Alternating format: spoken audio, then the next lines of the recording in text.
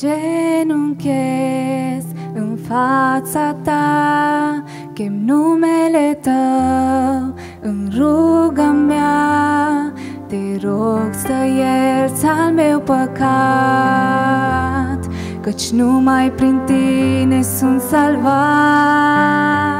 Căci tu ești sfânt, tu ești sfânt, doar tu ești sfânt. Căci tu ești sfânt, tu ești sfânt, doar tu ești sfânt.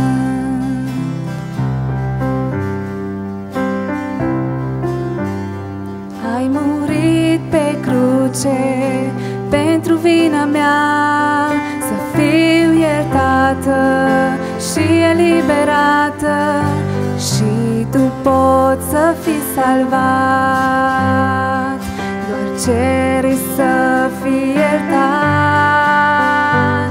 prin dragostea sa, dragostea sa.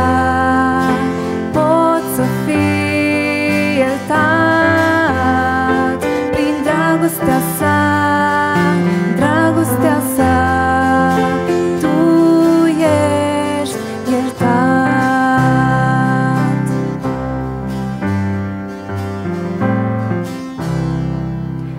Golul inimii a fost umplut de tine, căci poartă forma ta și ție ți-aparține.